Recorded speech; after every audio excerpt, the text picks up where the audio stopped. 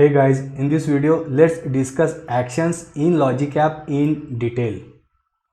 So guys, first the most important point, why we are discussing actions. So it's because we want to understand inputs and outputs for actions. So again, a workflow, it can have one or more actions which get executed as per defined sequence. And of course guys, a workflow execution, it starts when that workflow gets triggered. So again guys, let's try to understand action inputs and outputs with this example. So let's say we have a requirement where when a new blob is uploaded, we want to read the blob name and blob URL and we want to save it in SQLDB. And then we want to send an email to the user, and in that email we will include the blob name and blob URL. So here again you can guess that for this SQL action we can use the inputs as blob name and blob URL. And this blob name and blob URL is available from this previous state, that is when this new blob was uploaded. Now the next action is to send email.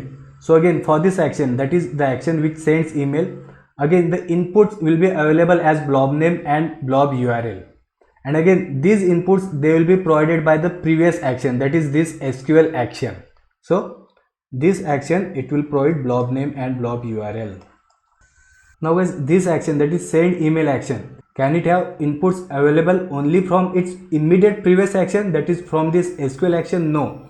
It can have inputs available from SQL action, that is this action, plus from this step, that is when blob is uploaded. So inputs from here also we can use in this send email action.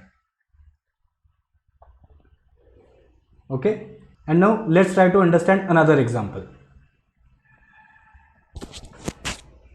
So let's say guys, we have a trigger, that is when HTTP post request is received. And let's say for this post request, we pass this JSON in the body of that post request, and the JSON contains name, age and city.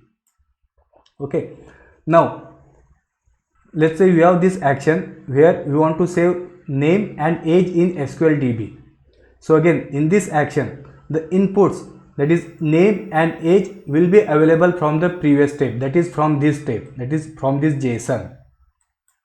And now let's say after we have saved the details in SQLDB, we want to send an email to the user with all the details, that is name, age and city. See guys, in second step we saved only name and age, but in the third action we want all the details, that is name, age and city.